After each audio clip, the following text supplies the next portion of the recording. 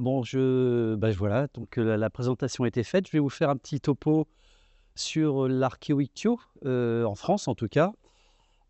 J'ai fait mes premières armes, effectivement en ichtio avec Jan Dess et Wim van Lier aussi, c'est et vous verrez pour ceux qui connaissent Wim qu'il y a pas mal de choses qui viennent de lui quelque part, puisque c'est la même école quelque part aussi. Voilà. Je pouvais vous faire quelque chose aussi sur du mammifère et de l'oiseau, puisque je travaillé énormément là-dessus, mais là, il fallait faire des choix. Donc, bonne chance. Donc, pêche et consommation du poisson au Moyen Âge dans le nord de la France, bilan actualisé des connaissances disponibles en archéologie. J'ai eu besoin de faire ça parce qu'en fait, je suis arrivé à un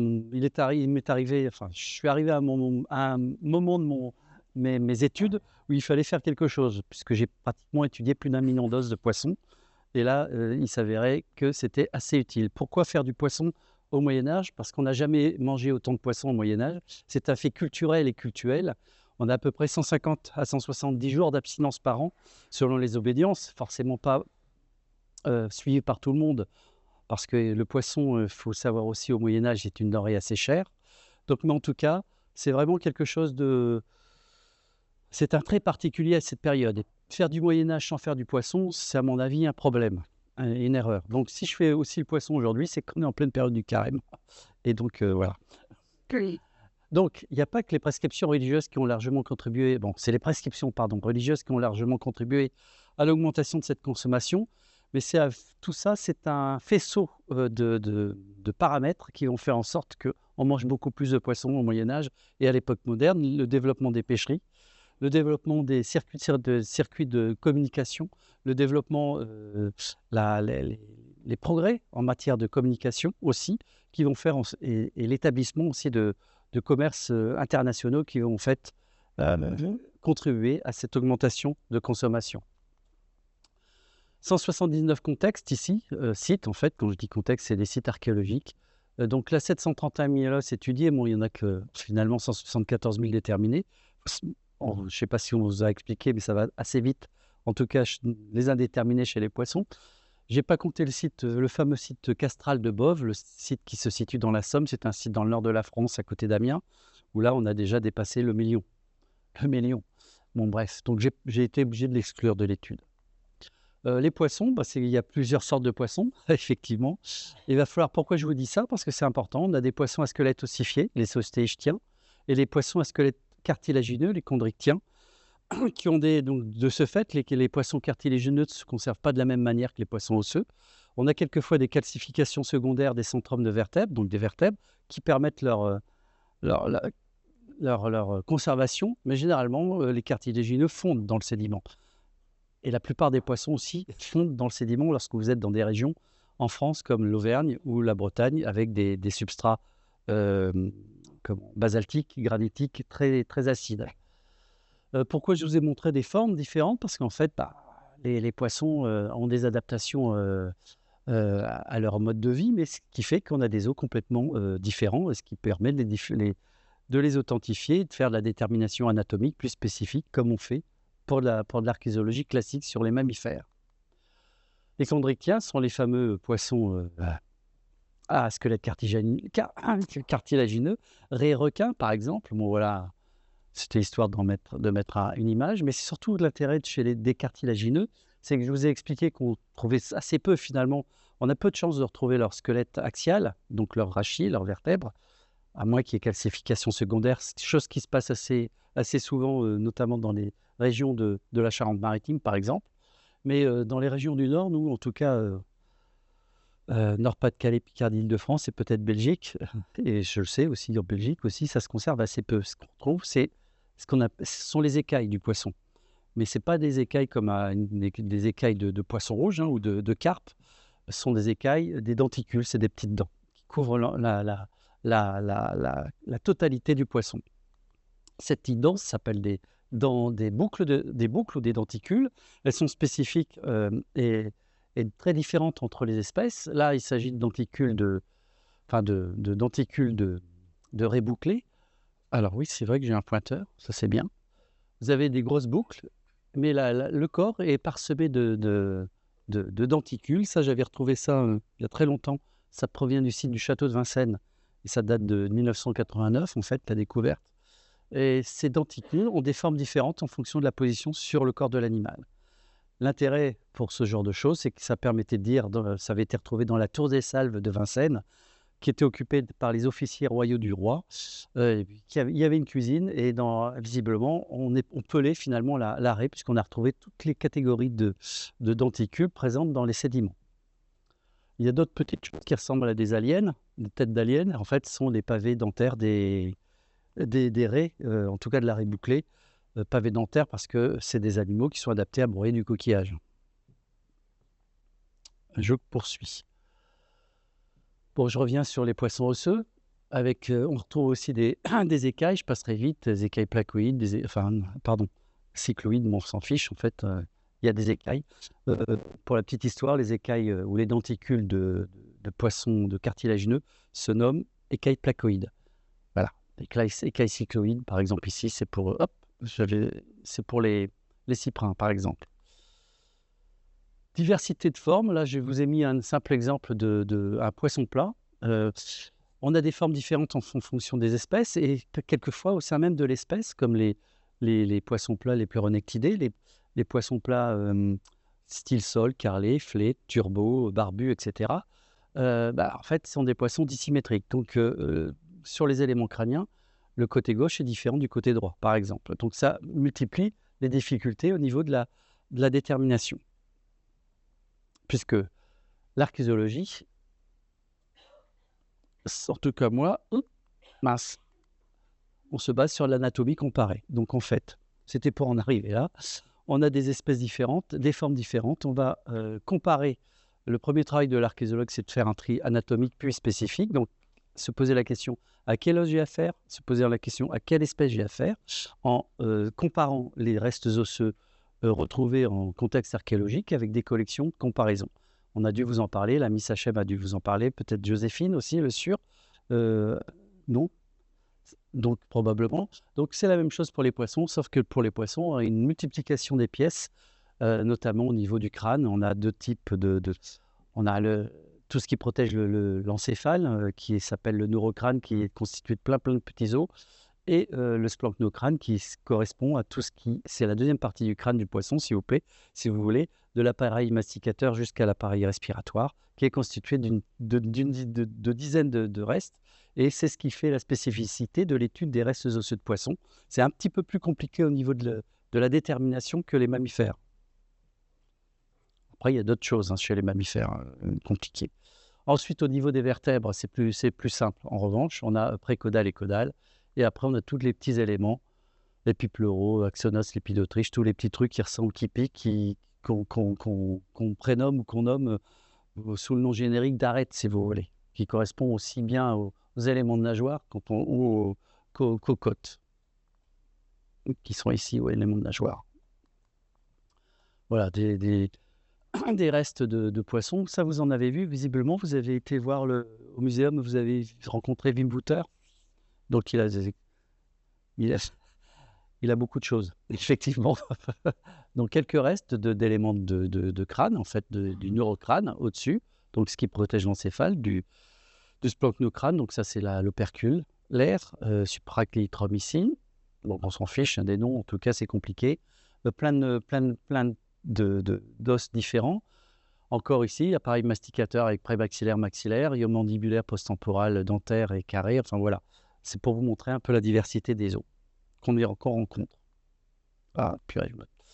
Donc, anatomie comparée, c'est la comparaison de chaque os, si vous voulez, en théorie. Et si vous êtes bon et si vous avez la bonne collection, surtout, vous renvoie une espèce. Donc, vous voyez, là, c'était simplement pour vous montrer... Ah, purée. Pour vous montrer la diversité de formes et surtout la diversité dans les tailles. Vous pouvez étudier des harengs tout petits ou des sardines.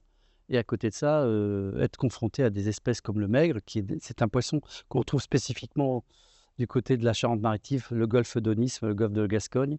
C'est des choses qui peuvent faire 3 mètres de long, si vous voulez. Donc on retrouve chez nous aussi la même chose maintenant avec le silure, mais en eau douce. Par exemple, au niveau de la corpulence, je parle. Je poursuis.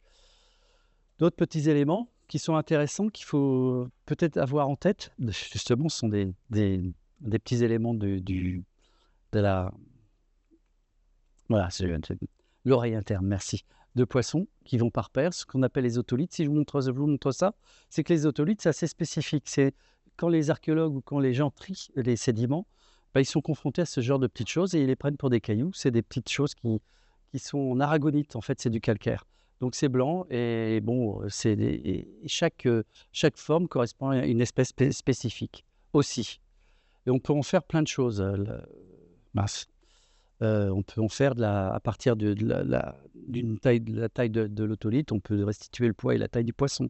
On peut faire des déterminations d'espèces en utilisant ce qu'on appelle la morphométrie géométrique, donc en multipliant les points les points repères sur les os ou sur les otolithes, on arrive, en faisant fonctionner des logiciels très, très, très performants, on arrive à distinguer parfois les espèces à partir de cette méthode. Mais on ne fait pas en archéo classique, on fait plutôt de la métrique, la stéométrie. Donc là, il faut savoir que l'intérêt du poisson, c'est que chaque élément osseux mesuré peut correspondre, enfin, chaque taille d'os correspond à partir, j'ai du mal, à partir d'un os de poisson peut restituer son poids et sa taille, à condition, au préalable, d'avoir élaboré des référentiels, c'est-à-dire avoir disséqué 30 ou 40 poissons et avoir mesuré toutes les pièces pour faire des droites de régression, de corrélation. Donc, si vous voulez, à partir de la longueur totale de cet os, qui se trouve ici, donc là, c'est la cavité avec les intestins, etc.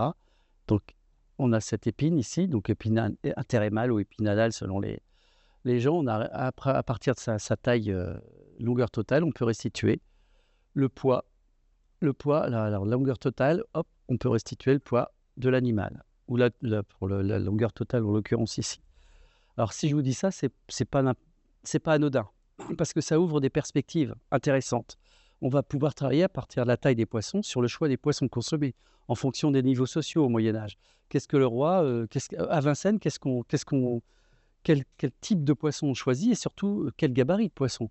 Et on s'apercevra, enfin je ne l'ai pas montré là, mais on s'aperçoit que la taille du poisson, à certaines époques, a une valeur ostentatoire. On ne mange pas n'importe quoi, n'importe où, et dans les contextes sociaux. Voilà. Ensuite, ça vous ouvre aussi des perspectives qui contribueront, par exemple, à travailler sur les problématiques liées à la surpêche, par exemple. Donc, alors c'est bien beau de vous montrer des os de poisson, enfin en tout cas de faire un peu d'anatomie, mais il va falloir les récupérer, ces os. Donc, la meilleure manière de récupérer les os de poisson, c'est de prélever de la terre et de la tamiser sur colonne de tamis. Donc, on prélève. Alors moi, je prélève beaucoup, généralement. Mais ça, c'est pas grave. Le tamisage se fait à l'eau sur colonne de tamis. Ça peut se faire aussi doublé avec de la flottation, parce que généralement, quand on travaille sur du sédiment, on essaie de répondre à plein de questions et de donner et de travailler pour les autres, notamment pour les carpologues, ceux qui étudient les graines. C'est pour ça qu'on double ça avec de la flottation. Il va falloir trier notre fût de tamis.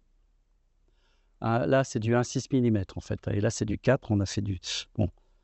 Je ne vais pas aller dans les détails et vous dire pourquoi on l'a fait comme ça. Et ensuite, on trie. Enfin, je fais trier. Ah, d'ailleurs, je regarde trier. Voilà.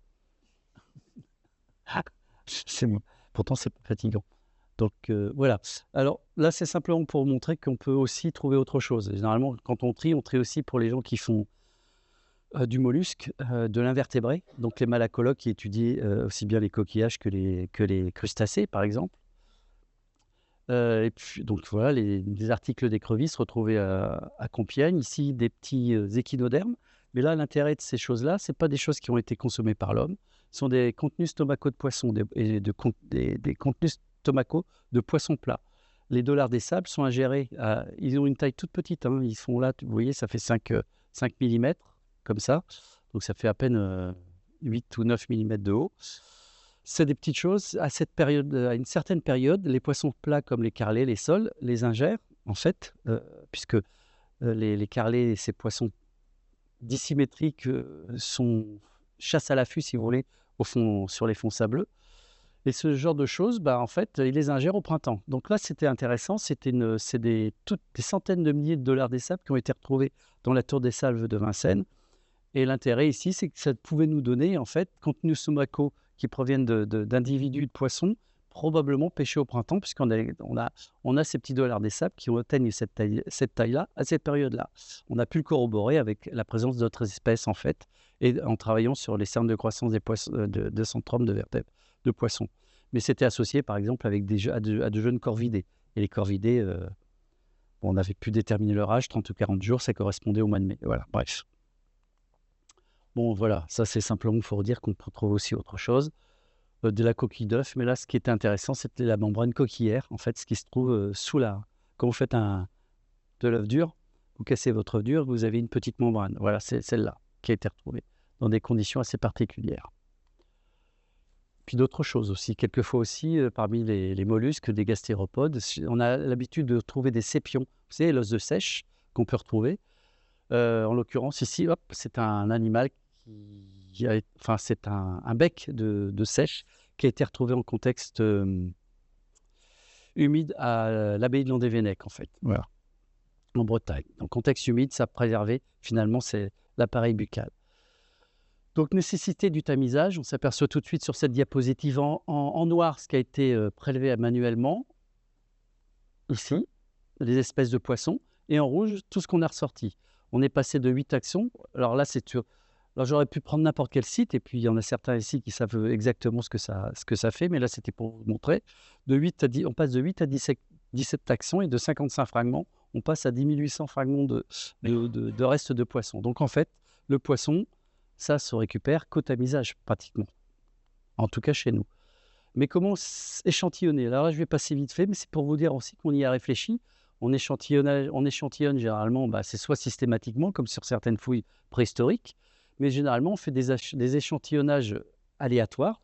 On va aller sur le terrain, prendre une US, faire un prélèvement partiel de volume réduit, donc 10 litres par-ci par-là dans une même couche archéologique, ou alors on va choisir au sein d'une phase une couche complète qu'on va complètement prélever et tamiser. Bon, le prélèvement total du contenu de fait archéologique, ça se fait aussi dans certains... je l'ai fait je vous en parlerai tout à l'heure. Mais la meilleure image de la pêche, c'est le prélèvement. Pour avoir une meilleure image de la pêche, en fait, on s'est aperçu, notamment aussi Myriam Steinberg, qui est aussi archéoïtio dans le sud, que c'était le prélèvement exhaustif avec tamisage d'US échantillonné par phase. Donc, en gros, on préfère, en tout cas moi, préférer soit une US, une couche complète, pour le XIIe siècle, une couche complète pour le XIVe. Généralement, je double. En fait, il faut doubler avec d'autres contextes, mais ça permet en fait d'avoir une bonne image de l'alimentation. Après, si vous commencez à travailler sur l'organisation d'un site, il faut faire ça, il faut avoir une stratégie de prélèvement différente. En tout cas, pour répondre aux questions basiques, mais qu'est-ce qu'on mangeait et dans quelle proportion, c'est cette technique-là est la plus utilisée et de toute manière la plus rapide. Alors, pour pouvoir aussi échantillonner, je me suis posé la question des volumes. Alors, et donc établir faire une modélisation, en fait. Donc, avant de faire cette modélisation, donc, je me suis posé la question, mais à quel moment, en prélevant, j'obtiens toutes les espèces présentes sur le site? Et dans une deuxième partie, mais à quel moment, quel volume il faut que je prélève pour que les proportions entre les espèces soient respectées. Donc, il y a une question qualitative, une question quantitative.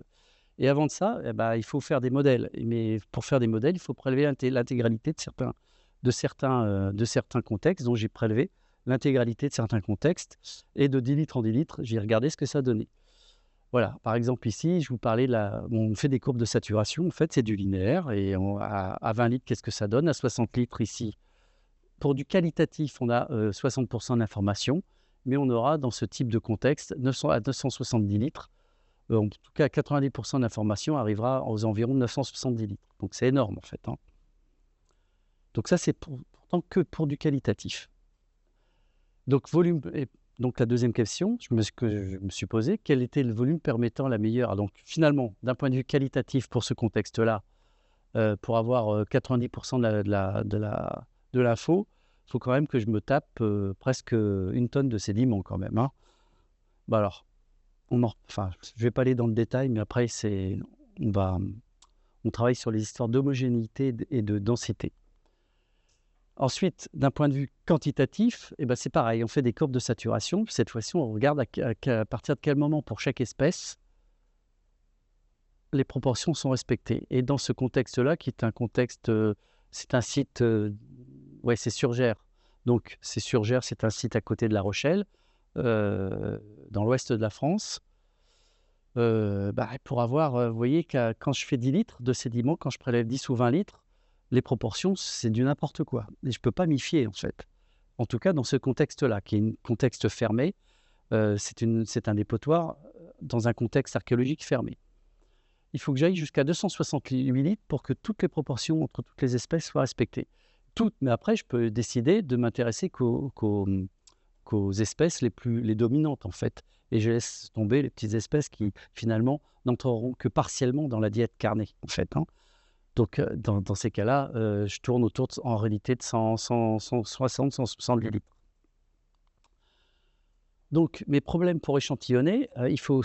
Là, on a ces renseignements, et on s'est tapé des tonnes de trucs à tamiser et à trier, et on ne va pas faire ça à chaque fois. Dans les fouilles préventives, il faut aller vite, et il faut aller taper et être le plus efficace possible. Donc, pour créer l'outil, on a besoin d'informations avant la fouille. Des informations qu'on a testées, la densité, par exemple, qui peut être appréhendée par 4 indicateurs, en tout cas, dans des zones comme chez nous, enfin dans des régions nord Belgique, par exemple, et dans des contextes plutôt historiques. Après, ça, c'est valable, effectivement, ce type d'échantillonnage pour des contextes historiques, plutôt. Donc, cette densité, elle peut être appréhendée par la densité strati. On arrive sur un terrain, on voit tout de suite si c'est dense ou pas. Donc, ensuite, dense sur un site urbain où un site urbain, c'est forcément très dense au niveau de la strati, et une ferme, comme un contexte rural, généralement, à moins que ce soit un contexte castral comme à Beauve, mais généralement, un contexte rural, c'est pauvre en strati. Enfin, je veux dire, une strati relativement facile. Ensuite, structure, fermée ou ouverte, là, c'est facile. Le milieu urbain ou rural, donc généralement, quand on arrive sur le terrain, on arrive à appréhender cette chose-là. Et le contexte social, élitaire, non élitaire. Alors, si on ne sait pas, on met au moins 10 ans, si vous voulez. On fait à chaque fois, on sait, je ne sais pas, ça sera non élitaire, point barre. Pourquoi ? Parce que quand c'est moins dense, il faut beaucoup tamiser. Donc là, il s'agit de l'ensemble des sites, des structures et des contextes qui ont été totalement tamisés. Donc l'étude porte en fait sur un volume de 14 000 litres, en fait. Ça, c'est plus de 21 tonnes de sédiments, en fait, hein, qui ont été traités de 10 litres en 10 litres. Et ça vous donne des modèles comme ça. Sauf que c'est des modèles qui demandent à être constamment nourris, parce qu'en fait, ils ne sont pas super fiables, quand même, quelque part. Ça vous donnera une idée. Et là, déjà, c'est faux. Enfin, on a progressé, parce qu'en fait, en plus, on a fait tourner ça avec R, enfin bref, et puis en faisant il y a certaines configurations qui n'existaient pas, et c'est l'algorithme qui nous a restitué, si vous voulez, des cas de figure qui sont probablement comme ça, mais c'est peut-être pas ça. Donc on a des cas de figure qui ne sont pas représentés, mais en tout cas, là-dedans, bon, il faut donc, mince, on avait fait un calcul si on voulait avoir le 100%, mince, j'ai du mal avec la bidouille, 100% de la formation ou 80% de la formation. Bon, dans certains sites urbains, il faut quelque part que 60 litres. Là, il s'agit d'une zone, c'est un sol d'occupation, c'est ouvert, mais en fait, l'intérêt, on s'est aperçu finalement, c'était l'homogénéité qui permet, et pas la densité, qui nous permettait d'abaisser le volume prélevé. Alors, ce tableau est faux, mais bon, ça donne une idée, en fait. En fait, plus c'est homogène, moins vous avez plus c'est homogène, moins vous prélevez en réalité. Plus c'est hétérogène, c'est normal. Après, ce type de modèle, il peut être fait sur une structure. On peut choisir une structure pour commencer à travailler sur plusieurs structures, pour travailler sur l'organisation d'un site, mais on peut très bien choisir ce type de prélèvement, mais par phase en fait, et considérer que finalement notre phase, c'est notre structure. Donc on va abaisser finalement les volumes comme ça et on va finalement travailler à une autre échelle en fait, hein. Si on veut toujours, c'est toujours pareil, si on veut travailler à l'échelle globale, enfin avoir un minimum d'informations, on va faire des trucs assez lâches. Si on resserre en fait la problématique, ben, on va être obligé d'augmenter les volumes sûrement. Bon, ouais, je passe vite maintenant parce que là, donc ce que je vais vous présenter, ça repose sur 700 000 restes étudiés. Il faut savoir que le poisson n'a pas été toujours au Moyen-Âge été consommé dans les mêmes proportions. Ça, c'est des chiffres qui datent de ma thèse en 99. Enfin, ça a été confirmé finalement par James Barrett, qui a travaillé forcément sur les poissons, avec le fameux Fish Event. En fait, l'augmentation de la consommation du poisson à partir du 10e, 11e siècle. Donc à l'époque, moi, je m'étais aperçu qu'il y avait un changement, en tout cas dans les proportions on n'a pas toujours consommé les poissons, en tout cas marins et d'eau douce, dans les mêmes proportions. Le marin va progressivement prendre le pas sur le poisson d'eau douce, en tout cas dans le nord de la France, à partir du XIIIe siècle, en fait. C'est en réalité au XII-XIIIe siècle que ça se passe. Ensuite, où que vous soyez, c'est le marin qui va prendre le pas sur le poisson d'eau douce. Pour travailler après pour continuer à travailler sur ces histoires de proportions d'espèces et de voir un peu comment tout ça avait évolué, j'ai choisi de regrouper mes espèces par grands groupes écologiques ou bathymétriques. C'est-à-dire que j'ai classé mes poissons en fonction de leur affinité écologique. Les poissons de fond, en tout cas pour les marins, les benthiques, j'explique. Les poissons d'entre-deux eaux, les démersaux, donc c'est la morue par exemple. Les poissons de fond, les benthiques, c'est les carlets. Et les poissons pélagiques, le poisson pélagique typique, c'est le hareng. À côté de ça, on a les migrateurs, donc ceux qui vont d'un milieu à un autre, et les poissons continentaux, les dulcicoles, les poissons d'eau douce. Ça permet de voir que, alors là c'est un peu affreux comme truc, mais vous avez les sites, c'est des histogrammes qui vous représentent par histogramme la période mérovingienne, la période, le 8. Le problème c'est qu'on a des datations lâches à chaque fois. On est entre le 9e et le 10e, voire le 8e, 11e. On s'aperçoit effectivement que les sites de l'intérieur, ici, les sites pris en compte pour l'époque mérovingienne, c'est essentiellement la barre bleue, ce sont donc des poissons continentaux ou des poissons euryalins, c'est-à-dire des migrateurs. Donc en fait, pour les périodes basses, c'est essentiellement du poisson continental. Pour des régions situées à l'intérieur des terres. Pour les mêmes types de régions, toujours situées à l'intérieur des terres, la période suivante, au 9e, 10e, on s'aperçoit que progressivement, alors là, c'est même pas progressif, on a des fortes quantités de poissons déjà au 9e, 10e, de poissons de hareng. Alors, on n'aura pas ça forcément dans les milieux ruraux, mais là, c'est des Chevrières et Compiègne. Il y a une ville et puis il y a un site qui est situé à côté d'un site castral.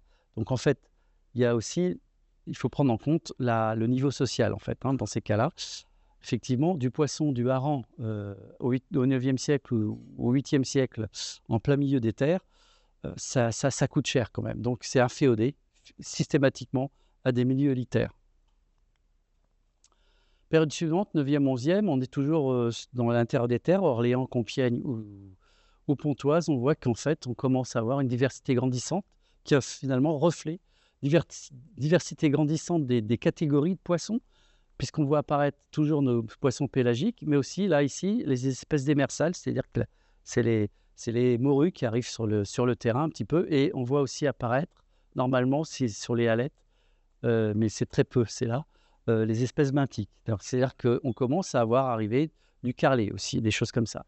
On est au 9e, 11e siècle, c'est l'activité halieutique en pleine expansion, et ça se rapproche du fameux Fish Event de James Barrett. Donc, le dynamisme galopant de la pêche et de l'activité halieutique en Europe.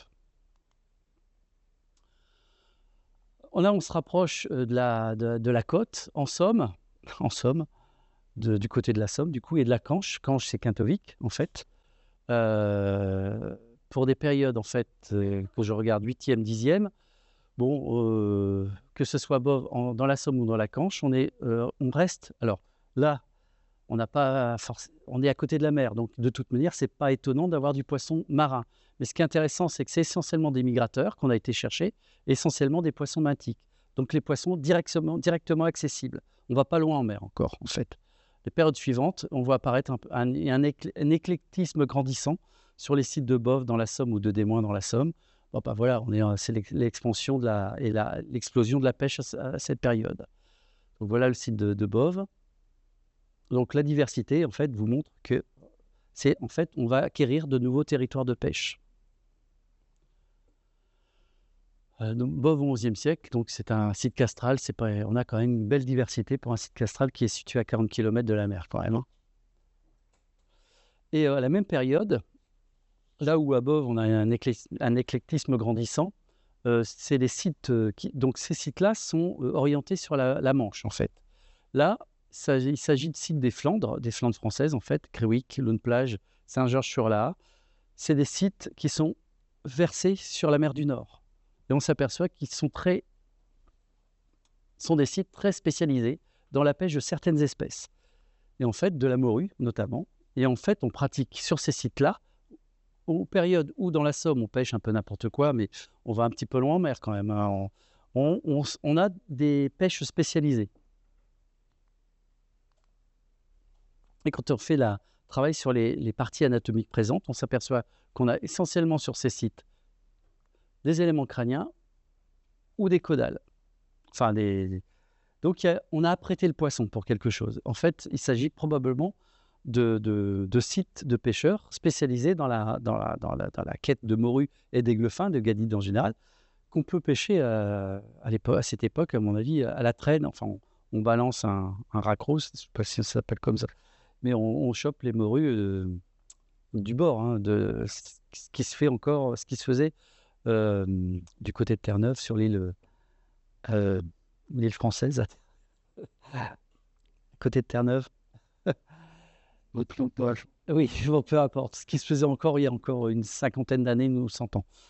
Donc, mais alors, ce qui est intéressant, c'est qu'à la même période, on a finalement, ces sites des Flandres, ils sont orientés sur le système économique du Nord, de l'Europe, avec cette production qui a été très bien mise en valeur par Jane Barrett et ses travaux sur la production de poissons de conserve dès le 9e, 10e siècle, à partir de morues, d'aiglefin. Et ces sites du Nord, je montre ça comme ça, là, mais ces sites du Nord de la France, qu'on retrouve là d'ailleurs, voilà, en fait, sont orientés sur c'est le bassin économique qui n'a rien à voir avec ce bassin économique ici, en fait. Et ce qui se traduit par des prises, en fait, finalement, halieutiques différentes. Donc voilà, finalement, je vous ai montré des histogrammes affreux, mais ici, on peut voir la même chose. Là, j'ai fait ça avec un collègue, Frédéric Pouget, qui est maître de conf à La Rochelle. C'est un SIG, en fait, qui m'a projeté tout ce que je voulais. Donc, on voit bien qu'aux périodes de Méro et Caro, là, j'ai tout, parce que, évidemment, je n'ai pas non plus des milliards de sites, bien que. On voit bien en marron le marron et le vert, c'est les poissons continentaux et les poissons et les migrateurs. Donc, où qu'on soit à l'intérieur des terres, c'est ça qui prédomine. Évidemment, quand vous vous rapprochez de la côte, vous avez du poisson marin. Et là, c'est ce sont nos sites particuliers qui sont spécialisés dans la fabrication de poissons de conserve, mais dédiés finalement au commerce du Nord. Et on les retrouve pas au sud des Flandres, en fait. Hein. Là, je suis où ? Ah oui, pardon. C'est marqué là. Au Moyen-Âge central, on voit apparaître, voilà, je vous ai parlé de on commence à acquérir de nouveaux territoires de pêche. La demande, surtout, est de plus en plus importante. On a une activité aussi, c'est en liaison aussi avec la démographie, hein, qui augmente. Donc, qui dit démographie dit demande en poissons plus importante, une pêche plus active et donc une consommation plus importante. On voit apparaître, donc on a toujours nos migrateurs, mais on voit apparaître la couleur bleue, sont les pélagiques, en fait, qui commencent à pénétrer à l'intérieur des terres. Alors, on a des exemples avec les pélagiques, c'est le hareng. On a des exemples plus anciens avec du hareng, mais il y a une ou deux pièces. Mais là, c'est en nombre, en fait. Hein. C'est pas ça peut représenter jusqu'à 60-70% d'un échantillon.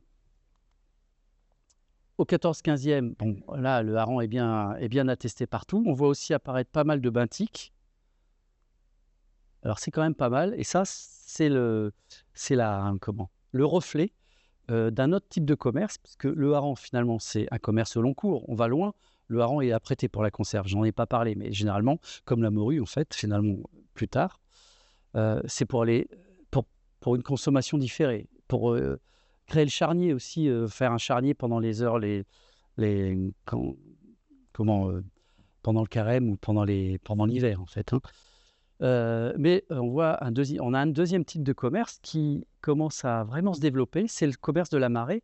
Et la marée, c'est quoi? C'est le poisson frais, le poisson marin frais qu'on va exporter à l'intérieur des terres avec un système si vous voulez, de relais, en fait, hein, ce qui va donner les relais de poste, en fait, hein, plus tard. Et le relais de poste qui transporte la malle avec les lettres, et la malle, ça deviendra le mail aussi, quelque part. Mais bon, bref, on s'en fiche, en fait, là. À la période moderne, au XVIe siècle, qu'est-ce qu'on voit apparaître? Du rouge. Là, pour le coup, alors là, c'est pas les poissons de la Baltique, alors il y en a peut-être un petit peu, mais c'est surtout le reflet de la pêche hauturière, du développement de la grande pêche en Amérique septentrionale. Donc, c'est la découverte des grands bancs de Terre-Neuve, finalement, qui se reflètent ici. Alors là, c'était aussi pour vous illustrer un petit peu avec ces poissons. On peut en faire quelque chose aussi. Lorsque vous commencez à travailler sur les proportions tout au long des périodes, de la période chronologique, alors mis à part cette barre-là qui correspond au site de Bove et qui fout tout en l'air au niveau des statistiques, mais il y a un truc qui apparaît tout de suite. Vous voyez qu'il y a un resserrement ici, un affaissement de l'activité halieutique qui correspond en fait bizarrement à des sites datés du XIVe siècle. Alors évidemment, c'est 1348, mais bon, on n'a pas des datations à l'année près en archéologie. Mais enfin, ce qui est intéressant, c'est que cet écroulement de l'activité halieutique correspond quand même à la Grande Peste à chaque fois. Et si, pour la morue, c'est valable, donc là, on pêche toujours, ça probablement de la morue fraîche. Là, c'est le développement de la pêche hauturière qu'on voit bien ici avec l'augmentation des découvertes sur les sites archéologiques. Systématiquement, on a des animaux en fait sans tête, hein, aussi. Alors là, c'est les sites flamands, c'est le stockfish. Le stockfish, c'est le poisson apprêté pour la conserve, hein, le poisson sec. Ça va aller? Ça va aller. Ah mon Dieu, une AFC. Et là, c'est la même chose, mais je me suis fait plaisir. Mais c'est pour montrer, en fait, c'est la même chose que tout à l'heure, qui se voit sur les cartes, qui se voit sur les histogrammes. Mais bon, c'est une analyse factorielle, donc c'est multifactoriel. Mais là, effectivement, c'est ramené en fonction de deux axes sur un plan. Bon, bref, ça c'est. Donc, il ne faut pas trop se fier à la forme de ce genre de choses. Mais ce qui est intéressant de voir, c'est qu'au bas Moyen-Âge, quand même, la distance à la mer joue quand même encore son rôle, en fait. Tous les sites continentaux se retrouvent du côté. Enfin, oui, les sites éloignés de la mer et très éloignés de la mer se retrouvent vers les poissons continentaux ou les pélagiques, qui sont des poissons de conserve. Plus vous allez vers la gauche, plus vous vous rapprochez des poissons benthiques, donc de la marée fraîche, finalement. Aussi des poissons démersaux, parce que là, on est au 14e, là, on n'est pas dans des contextes où la morue, on a de la morue de Terre-Neuve, finalement. Donc là, c'est plutôt du poisson frais. Donc là, ça correspond au site côtier ou au site élitaire. Et au milieu, vous avez un peu tout le reste, quoi. Voilà. Alors cet effet de distance à la mer se voit quand même encore au XVIe siècle, à l'époque moderne. C'est un peu plus resserré parce que c'est dû à quoi? Cet effet se fait moins ressentir parce qu'entre le XIVe et le XVIe siècle, on a une amélioration des moyens de transport, en fait. Donc là, c'est toujours pareil, hein. Ça va pour des sites de l'intérieur riches en poissons continentaux, aux sites côtiers riches en poissons plats. Mais là, ça devient moins évident. On a des interconnexions. Enfin, c'est dû à, en fait, ça reflète finalement cette évolution, en fait, dans le commerce. Un autre moyen d'aborder ce genre de problématique, c'est de travailler sur la taille des animaux. J'avais donc travaillé sur la taille des poissons plans en faisant des référentiels sur du flé et du carlet. Bon, à la fin, j'ai pris flé carlet, même si on peut les déterminer, même si on arrive à les déterminer sur certaines pièces. Et j'ai travaillé sur des catégories de classes, des gabarits de poissons. Et j'ai vu ce que ça donnait, quels étaient les gabarits à environ 2 heures de marche à pied, à environ une journée de marche, de course à cheval et au-delà.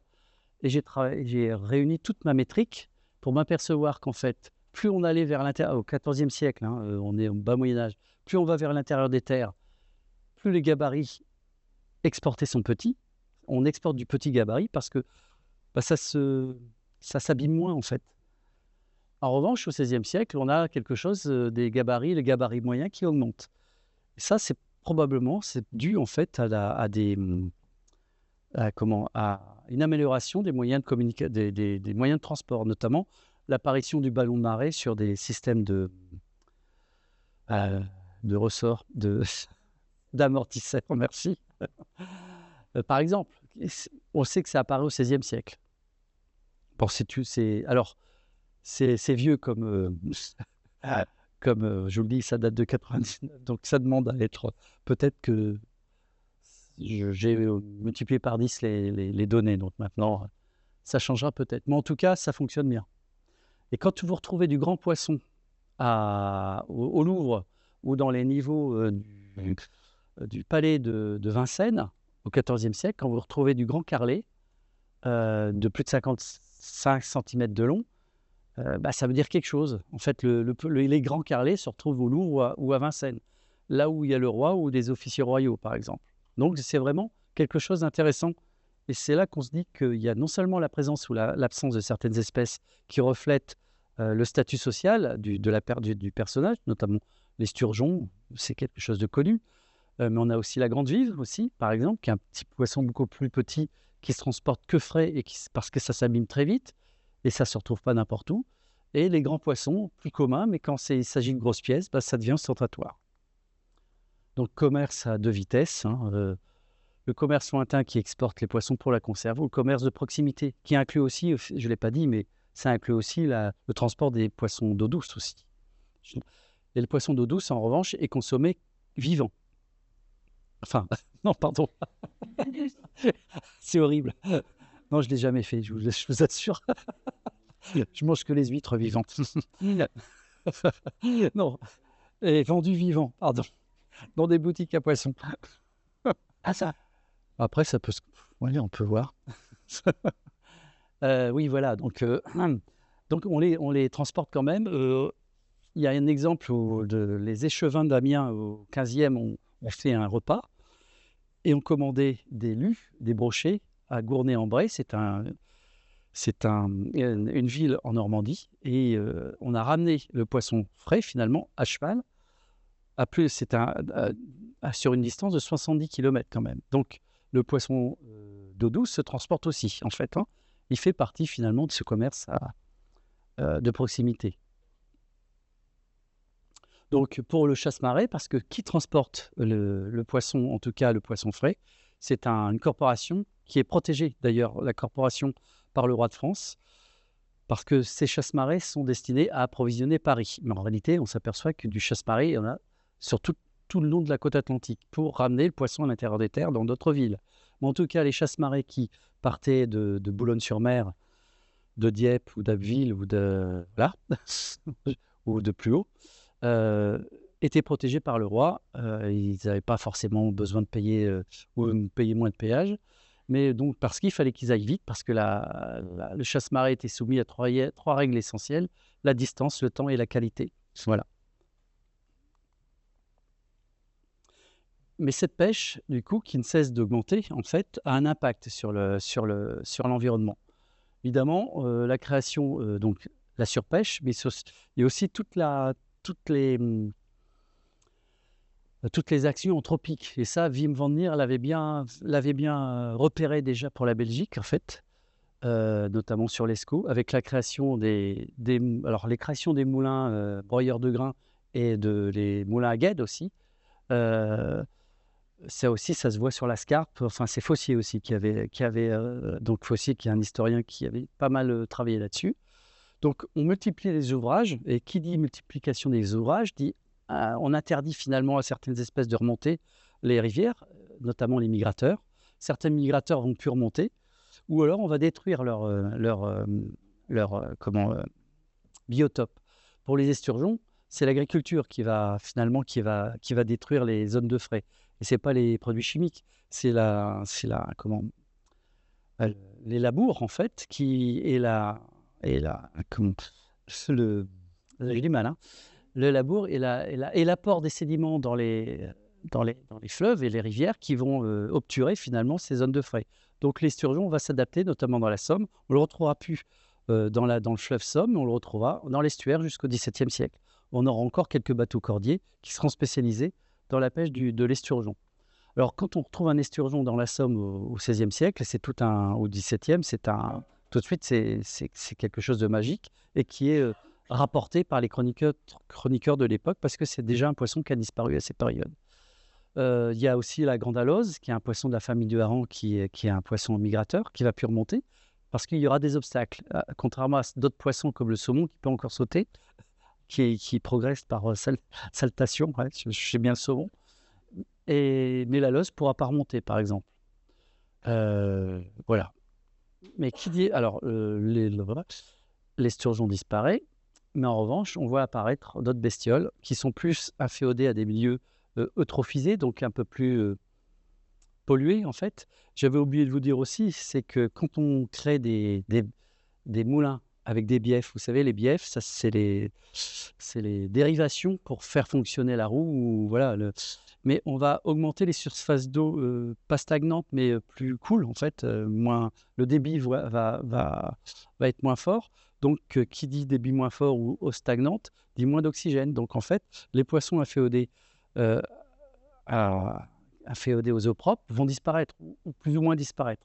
Ça peut être le cas du saumon, et c'est le cas du saumon, en fait, dans la Somme. Donc, d'autres espèces qui, elles, sont moins inféodées justement à ce type de milieu très oxygéné et propre, c'est la carpe. Alors, la carpe ne va pas arriver toute seule. Il y a les cisterciens qui contribuent les moines cisterciens qui contribuent, je sais pas qui c'est, je pense que c'est les gens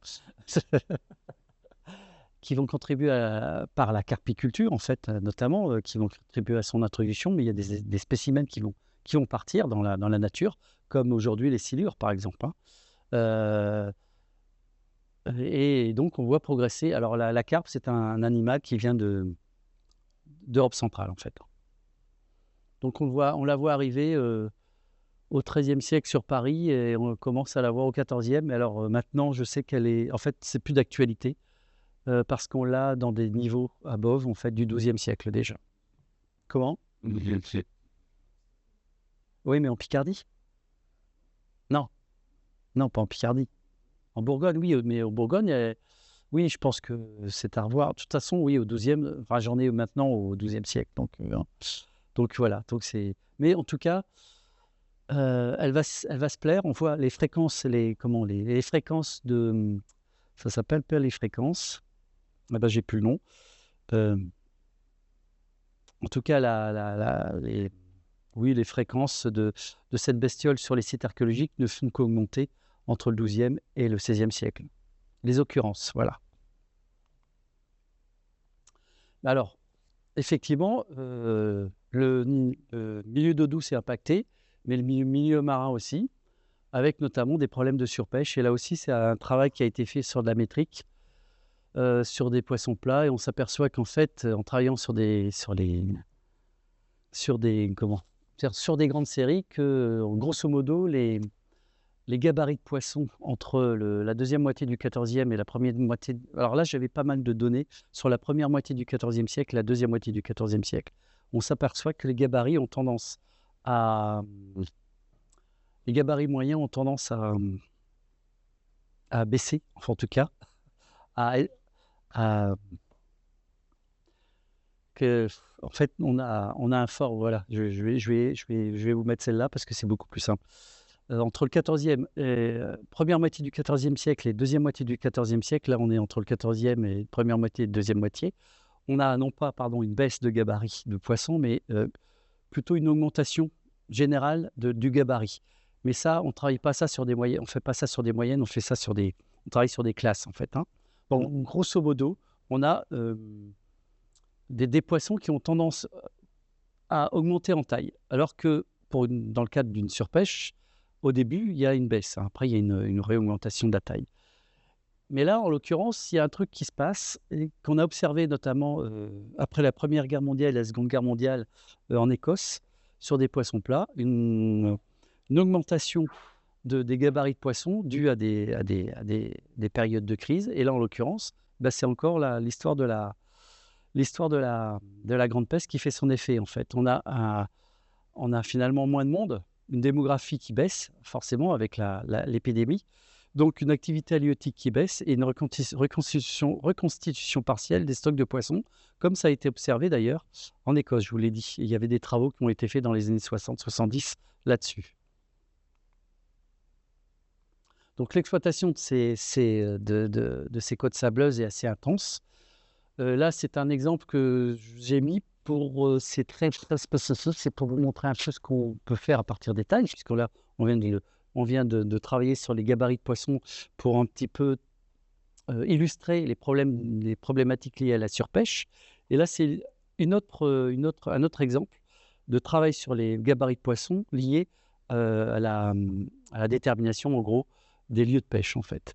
Et là, c'est un site qui a été retrouvé à Abbeville, avec un dépôt assez particulier de zones de rejet de préparation culinaire, avec essentiellement des contenus stomacaux et des os qui provenaient de cette partie de l'animal. Donc notamment un os qu'on appelle l'uroyal. Je me suis attardé dessus parce que j'en avais plein.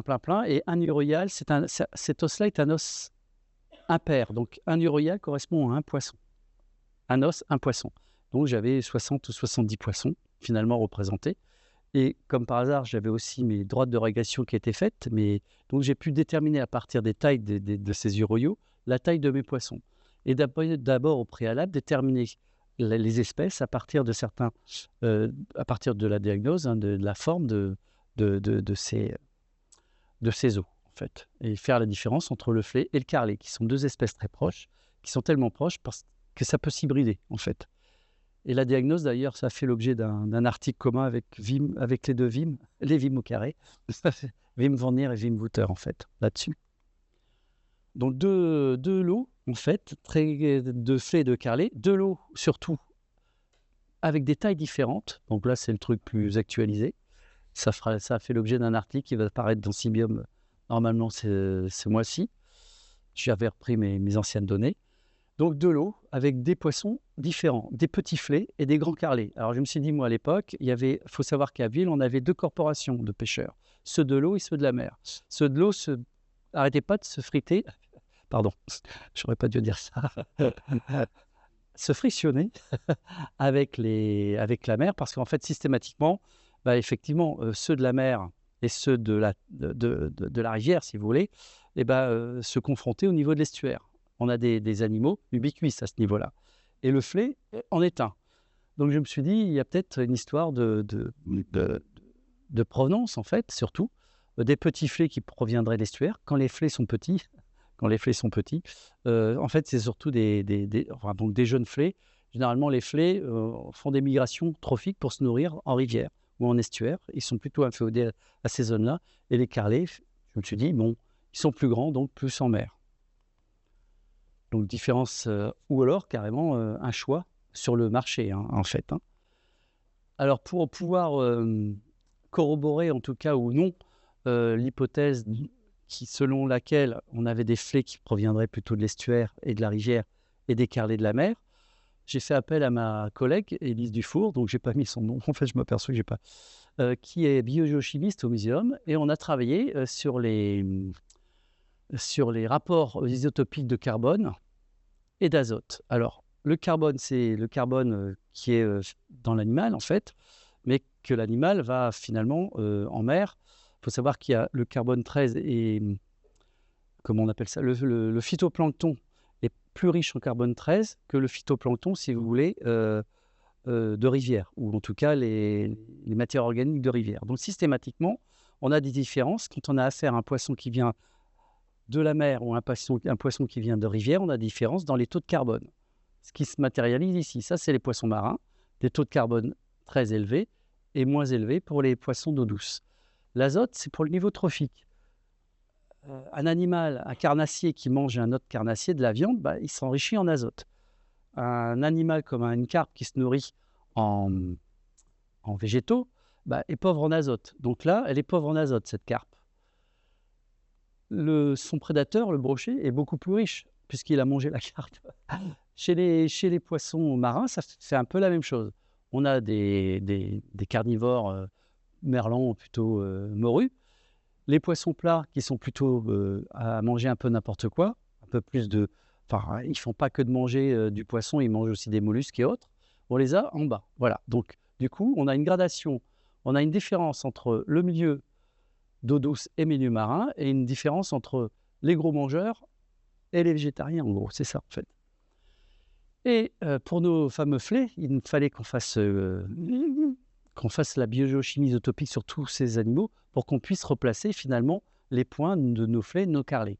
Nos carrelets sont plutôt finalement vers la droite, vers la mer, et nos flets plutôt vers la gauche, vers l'estuaire.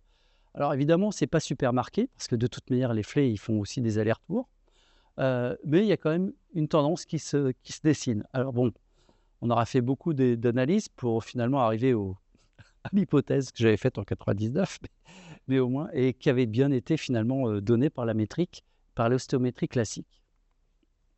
Donc voilà, deux populations qui occupent des niches trophiques différentes, ça c'est sûr. Donc voilà, c'était mon petit dessin avec mes petits flets rouges et mes petits carrelets verts. Alors, c'est bon, on a encore le temps ou...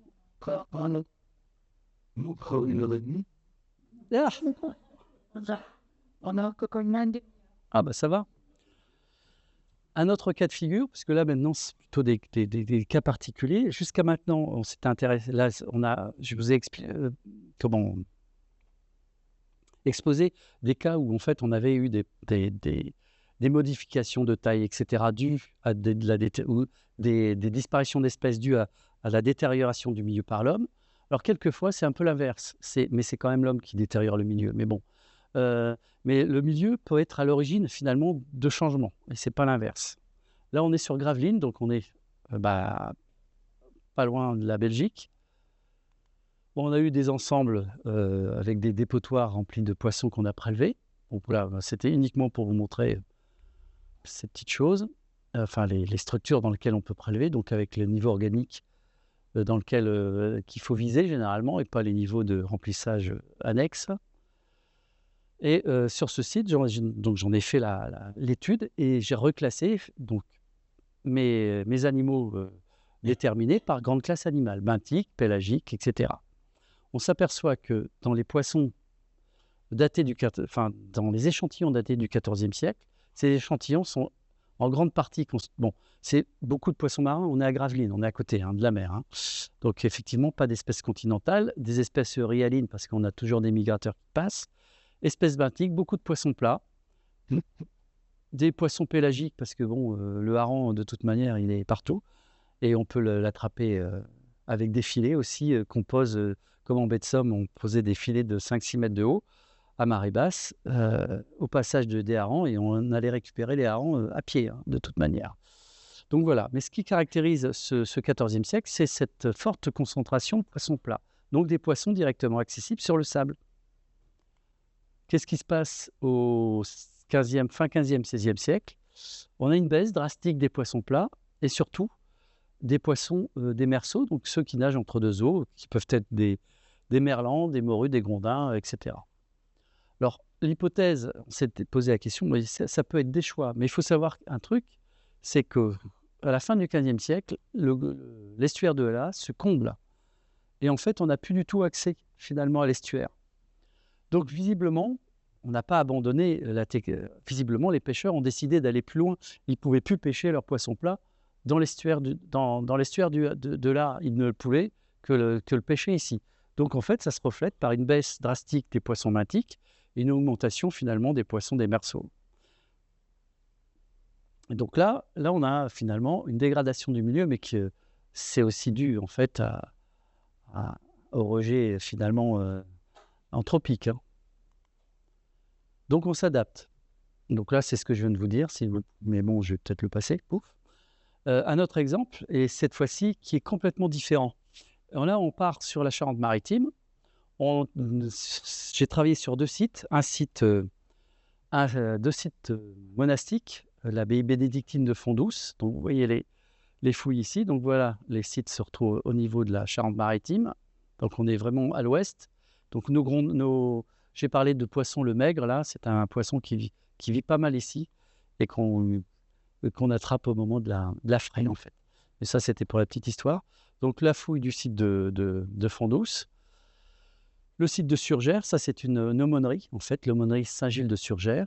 Deux sites différents, mais qui ont donné à la même période des proportions, des échantillons complètement différents.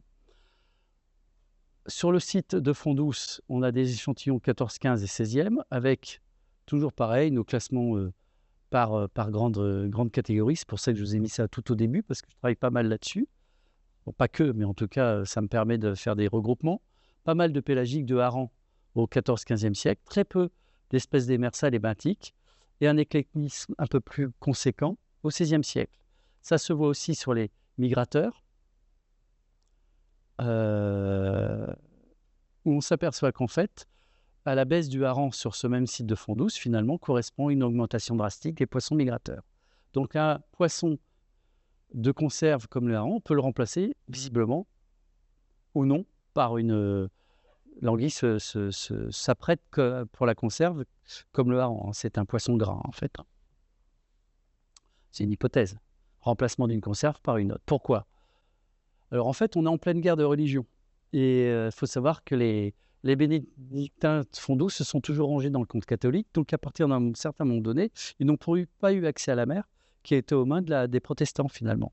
Donc à partir de là, visiblement, c'est une hypothèse mais qui marche pas mal, on a finalement un flux de denrées qui ne vient pas des mêmes endroits finalement. Mais là, c'est pas un problème de détérioration de milieu, c'est tout simplement un problème de politique finalement, de guerre en fait. Et qu'est-ce qui se passe à Surgères? C'est l'inverse. Il faut savoir qu'à Surgères, les chanoines de Saint-Augustin ont été les précurseurs de l'introduction de la réforme des maisons régulières dans la région. Donc eux, ils profitent encore, surtout au 16e, de la manne des pélagiques. Et au 14e, on voit bien que c'est plutôt éclectique. Et au 16e, en fait, on a l'effet inverse. Alors, c'est une hypothèse, mais ça marche très bien, finalement. Parce que finalement, aux mêmes périodes, bon, là, c'est les sites de La Rochelle, on est rempli de pélagiques, en fait, sauf ici. Mais là, c'est de la morue. Et alors, là, le fait intéressant, c'est qu'on est à La Rochelle, on a trouvé non seulement de la morue, on trouve non seulement de la morue, mais de la grande lingue. C'est tout simplement, là aussi, je vous parlais du foisonnement enfin en tout cas du dynamisme de la pêche hauturière. C'est typiquement des poissons de la pêche hauturière. Ceux-là, alors pour la petite histoire, arrivent effectivement d'Amérique septentrionale. On a fait l'essai sur plusieurs eaux de cabillaud et ils ont un signal isotopique typiquement de mer du Nord, enfin d'Amérique septentrionale, de Terre-Neuve. Voilà, je cherchais. Donc, commerce à longue distance, poissons de conserve transportés par des navires marchands. En fait, c'est la fameuse route commerciale qui relie la mer. Enfin, ça illustre toutes ces routes commerciales reliant la mer du Nord, la Baltique, l'Atlantique et voire même la Méditerranée. Donc, généralement, c'est contrôlé. Tous ces courants commerciaux étaient contrôlés par la Hanse, en fait, des marchands flamands, anglais ou bretons. Et justement, cette recherche de nouveaux territoires de pêche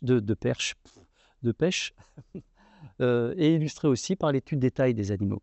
Là aussi, je vous ai dit tout à l'heure qu'on a eu une augmentation des quantités de poissons, de morues, en tout cas au XVIe siècle. Ça se repère aussi au niveau de la taille. On n'a jamais eu autant de gros os de morues dans nos contextes 16e et 17e qu'avant. Au XIVe siècle, en fait, on avait plutôt des petits gabarits, alors qu'au plutôt au XVIe et XVIIe siècle. C'est des grands gabarits, ça reflète tout simplement en fait la recherche de nouveaux territoires de pêche. On épuise plus ou moins quand même, hein, puisque ça ne va pas épuiser jusqu'à la corde, mais en tout cas, on ne pêche plus de grands gabarits, et on recule finalement l'acquisition de nouveaux poissons à d'autres territoires de pêche. Finalement, aujourd'hui, au XVIe siècle, c'était au niveau horizontal. Plus on allait loin en mer, plus on ramenait finalement du grand poisson. Aujourd'hui, c'est plus on va profond en mer, plus on ramène du grand poisson. Et on est en train de un petit peu de tout détruire. Donc voilà, c'est ce qui a poussé finalement en partie les pêcheurs à aller du côté de Terre-Neuve et à ramener surtout des gabarits jusque-là disparus des côtes au XIVe siècle, puisqu'on a certains gabarits de morue qui font presque 2 mètres. Hein. Donc là, c'était un petit rappel. J'ai oublié de la... Et ces fameuses morues, là, c'est le dernier exemple. Là, on est en plein 17e, mais c'était aussi pour vous montrer que... illustrer aussi ce grand commerce on en finira là d'ailleurs, de ces gadidés, ce développement de la pêche hauturière, avec un exemple qui a été un exemple issu des fouilles du fort Saint-Sébastien de Saint-Germain-en-Laye, à côté donc de Paris. On a retrouvé les vestiges défensifs de 2 forts d'entraînement. C'était des forts qui étaient destinés à entraîner les troupes de Louis XIV, en fait. D'Artagnan s'est entraîné là, par exemple.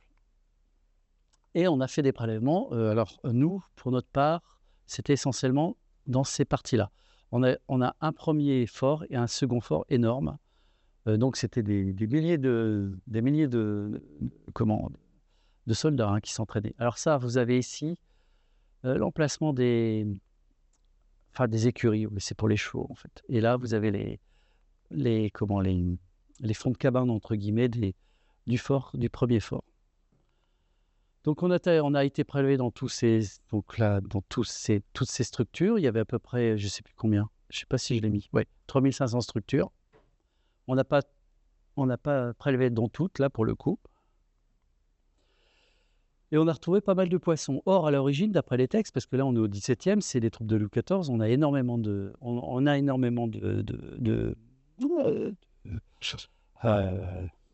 sources écrites. C'est ce qui nous différencie finalement des périodes préhistoriques. Et dans ces sources écrites, on a un approvisionnement de poissons uniquement centré sur les morues et les harengs. Or, lorsqu'on a tamisé, trié et étudié, on s'est aperçu finalement qu'on avait une grande quantité d'espèces, non seulement de poissons marins, mais de poissons d'eau douce. Et on s'aperçoit en fait que ce fort Saint-Sébastien, effectivement, il y avait un ravitaillement, régulier et par la... Comment on appelle ça pour la garnison, je ne sais plus le nom de ceux qui ravitaillaient, c'est pas grave. Mais en fait, on s'aperçoit qu'il y avait un commerce secondaire au sein même du fort. On a des gens de l'extérieur qui sont autorisés par l'officier pour aller vendre leurs denrées alimentaires, en fait. Et là, ça se voit très bien avec la présence de ces espèces. Alors là, pour les espèces d'eau douce, c'est pareil, mais on a aussi des écrits comme quoi, alors non seulement pour les espèces d'eau douce, mais aussi pour les lapins. En fait, les soldats allaient pêcher là où il fallait peut-être pas, et ils ont aussi été dans la garenne de je ne sais plus quelle comtesse, et ils ont été boulottés tous les lapins qu'il y avait dans la garenne, et elle demande ensuite que sa garenne soit repeuplée. Donc en fait, on a aussi toute une vie finalement en dehors de la vie régulière, normale, je dirais. Mais en fait, ce qui m'a intéressé aussi, c'est que, on a pas mal d'espèces, et généralement, les espèces sont inféodées de poissons marins type carlet ou sole commune, sont inféodés au quartier des officiers en plus. Donc très peu de restes de poissons benthiques, mais pas mal de morues. Et je me suis intéressé à la répartie anatomique, là aussi, des morues, et on s'aperçoit que ces morues qui étaient présentes, en tout cas les restes de morues présents sur le site, correspondent soit à des cléitromes découpés, soit à des caudales. Alors il y en a un peu plus en fait. Donc ça, c'est assez intéressant, parce que lorsque sur le Terre-Neuva, le Terre-Neuva, en pleine mer, on prépare on pêche et on prépare les morues, les poissons, les cabiots, parce qu'en fait, le poisson frais s'appelle le cabillaud, et le poisson apprêté pour la conserve s'appelle la morue. Et ben en fait, on lui enlève la tête. Il y a un décolleur qui enlève la tête, et ensuite on enlève ce qu'ils appellent la grande arête jusqu'à l'anus. Donc en fait, ça correspond à ça. Alors c'est pour ça que je vous dis qu'il y en a un peu plus. Donc en fait, là, on a probablement les rejets de morue apprêtée pour la conserve, mais de morue verte ou ronde.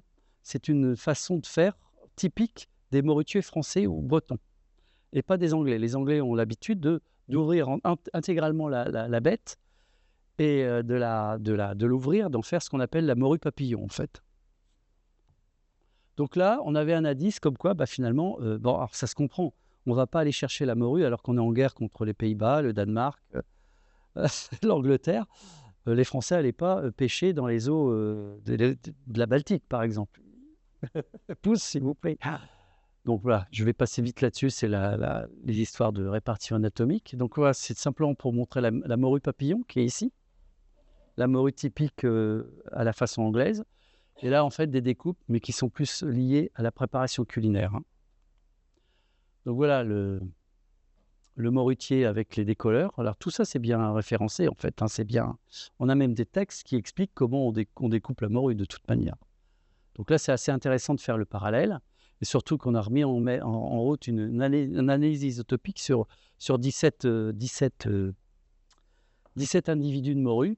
Et on s'aperçoit qu'ils se retrouvent en plein milieu du paquet.